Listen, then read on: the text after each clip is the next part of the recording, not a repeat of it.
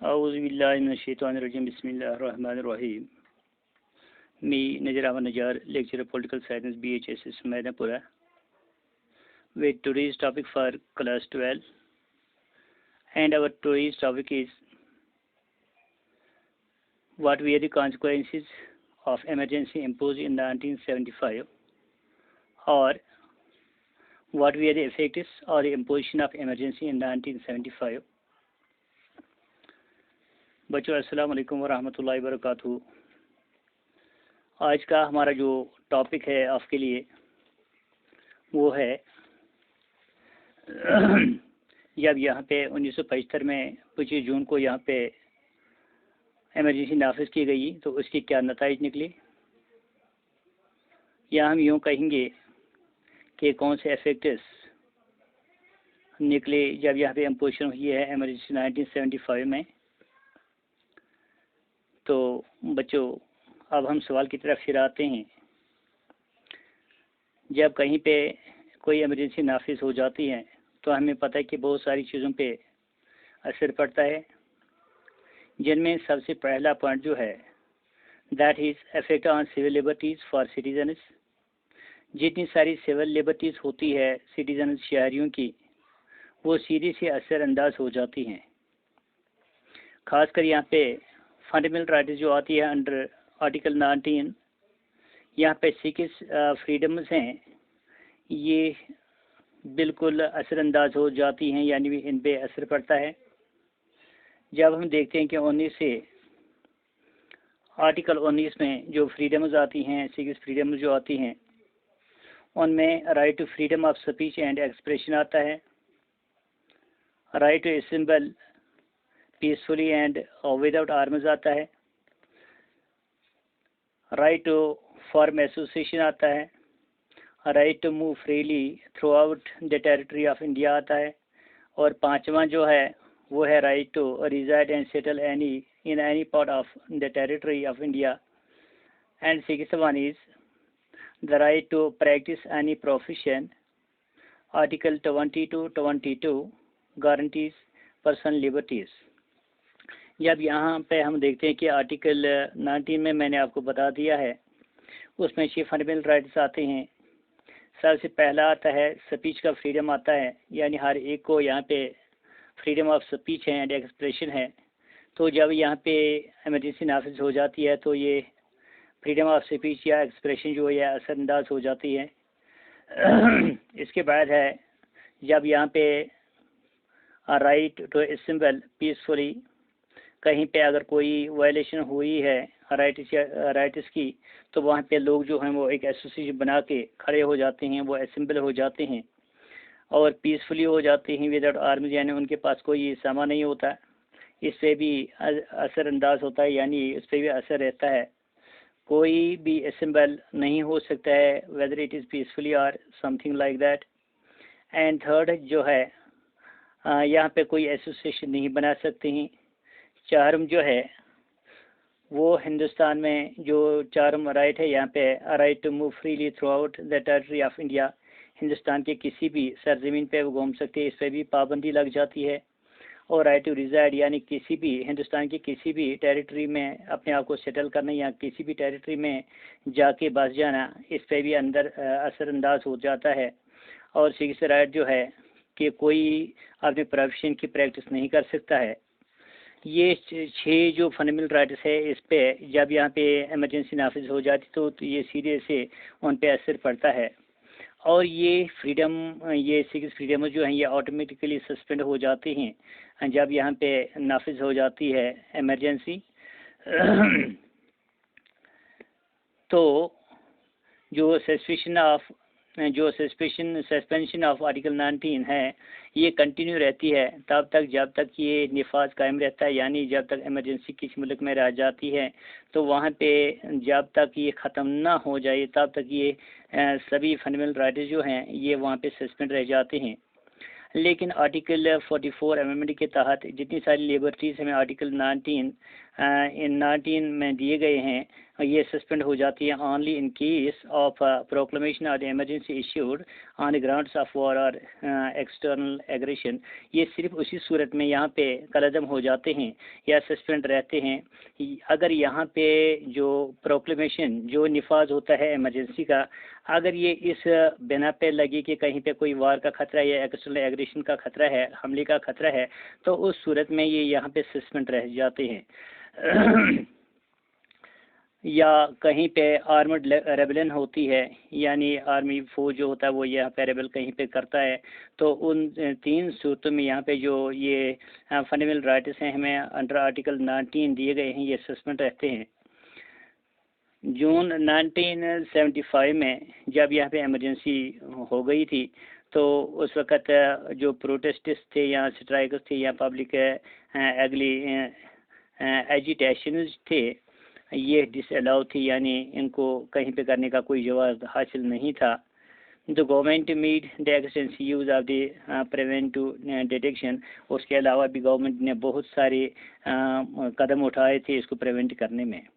دوسرا پوائنٹ جو یہاں پہ وہ ہے impact of relation ship between executive and judiciary, جو ہمارے ایگزیکٹو ہوتی ہے، یعنی ایگزیکٹو جو ہوتا ہے یا جوڈیشری ہوتا ہے، تو ان کی ریلیشن شپ جو ہوتی ہے ان پہ بھی ایک اثر پڑتا ہے۔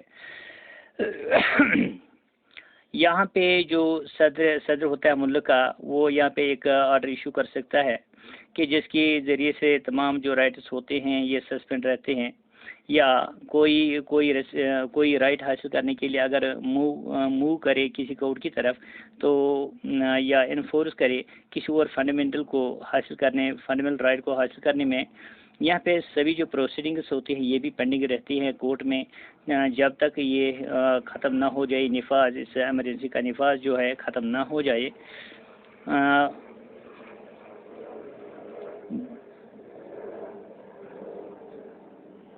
اس شارٹ پیریڈ کے لیے، یعنی اگر یہاں پہ ایمرجنسی ہوتی ہے شارٹ پیریڈ کے لیے ہوتی ہے، تو وہ جب تک یہ ختم نہ ہو جاتی تب تک یہ جو ہوتے ہیں یہ پابندیاں برابر عائد رہتی ہیں۔ جتنا کچھ یعنی آرڈر جو ہوتا ہے، جو کورٹ کا آرڈر جو ہوتا ہے یہ کس وقت کے لیے، کبھی 6 مہینے کے لیے یا 3 مہینے کے لیے یہاں پہ جو ایمرجنسی نافذ رہتا ہے، کورٹ کا ایک آرڈر بنتا ہے، تو وہاں پہ اس میں صاف لکھا ہوتا ہے کہ یہاں اس ڈیٹ تک کوئی بھی چیز نہیں ہو سکتی، یعنی جو فنڈامنٹل رائٹس جو ہوتے ہیں یہ سسپینڈ رہ جاتے ہیں۔ لیکن یہاں پہ جو 44 امینڈمنٹ ہے 44 امینڈمنٹ ہے جو کانسٹیٹیوشن کی ہے، یہ یہاں پہ انفورس کرتی ہے right to life and personal liberty جو ہوتی ہے انڈر آرٹیکل 21، یہ سسپینڈ نہیں ہو سکتی۔ یعنی یہاں پہ یہ بتا دیا گیا ہے کہ اگر 44ویں امینڈمنٹ کے تحت، ترمیم کے تحت جتنے سارے رائٹس یہاں پہ آتے ہیں، ان میں پرسنل رائٹ آتا ہے یا انڈر آرٹیکل 21 آتا ہے، یہ سسپینڈ نہیں ہو سکتا ہے۔ اس کے بعد تیسرا پوائنٹ ہے یہاں پہ فنکشننگ آف ماس میڈیا، جو یہاں پہ ماس میڈیا ہوتے ہیں جو یہاں پہ ہر کوئی چیز جو ہے اجاگر کرتی ہے۔ ایمرجنسی میں یہ گورنمنٹ جو ہے اس کے پاس یہ پاور رہتا ہے کہ یہ کوئی بھی کاروائی سسپینڈ کر سکتا ہے۔ جو normal function of mass media ہوتی ہے وہ بھی یہاں پہ اثر انداز ہو جاتی ہے۔ 1975 میں جب یہاں پہ ایمرجنسی نافذ کی گئی ہے تو گورنمنٹ نے سسپینڈ کر دی ہے فریڈم آف پریس، یعنی جتنی ساری پریس یا میڈیا تھی ان پہ ایک پابندی عائد کی گئی تھی۔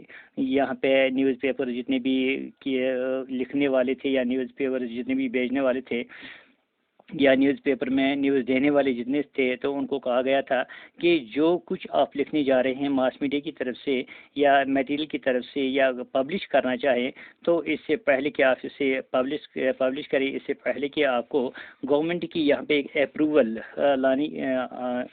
حاصل کرنی ضروری ہے۔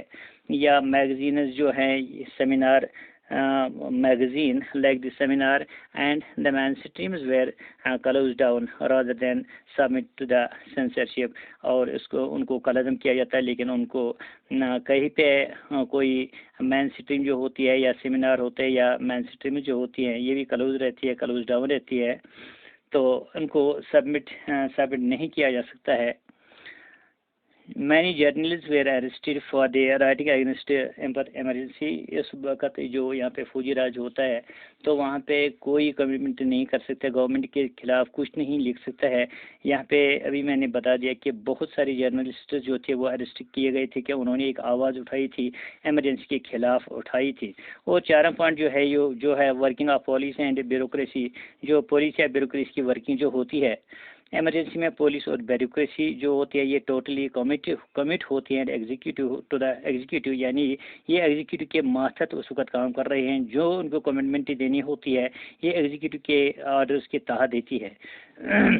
ان کی سب سے بڑی ڈیوٹی جو ہوتی ہے، پرائم ڈیوٹی جو ہوتی ہے is to follow the order of the executive. ان کی سب سے بڑی یہ آرڈر وہاں پہ ہوتے ہیں کہ they should follow the rule and regulation of the executive before giving a message اور commit something.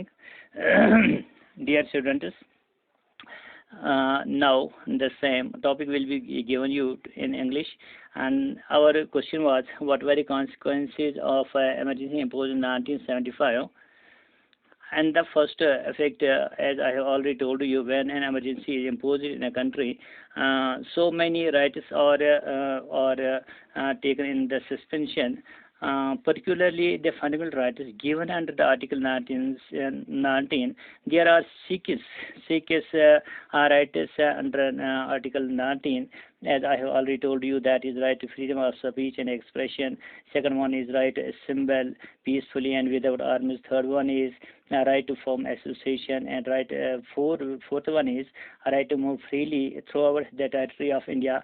Fifth one is right to reside and settle in any part of the territory of India. And sixth and last one is that is right to practice any profession. It is under Article 20 to 22 that guarantees the personal liberty. It is not suspended. That means six freedoms were automatically suspended throughout in the country. The suspension of Article 19 continues until the proclamation of emergency ends. But according to 44th Amendment, the liberties given in Article 19 will become suspended only in case a proclamation of the emergency issued on the grounds of the war or the external aggression and not in case of the proclamation of the emergency issued on the grounds of the armed rebellion. In June 1975, during the emergency, protests and strikes and public agitations were disallowed. The government made executive use of preventive detections. Second one is impact on the relationship between the executive and judiciary. The president, by the order, can also suspend the right to move to the court to enforce any other fundamental rights.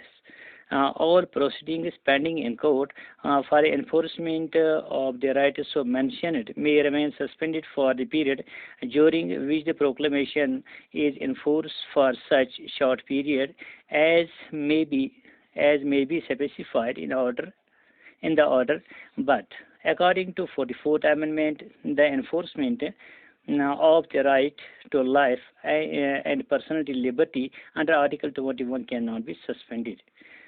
Third one is functioning of mass media. That is, during emergency, the government has the power to suspend the normal functioning of mass media. In 1975, during emergency, the government suspended the freedom of press. Newspapers were asked to get prior approval for all the material to be published.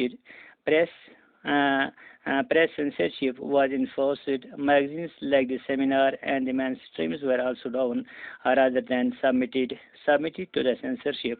Many journalists were arrested for writing against the emergency. Fourth and last one is working of police and bureaucracy. During emergency, police and bureaucracy are totally committed to the executive. Their prime duty is to follow the order of the executive. And dear students, this is done for today, and have a good day for your positive cooperation, and hope that I will present myself inshallah tomorrow with another lesson for you. Have a good day. Assalamu alaikum wa rahmatullahi wa barakatuh.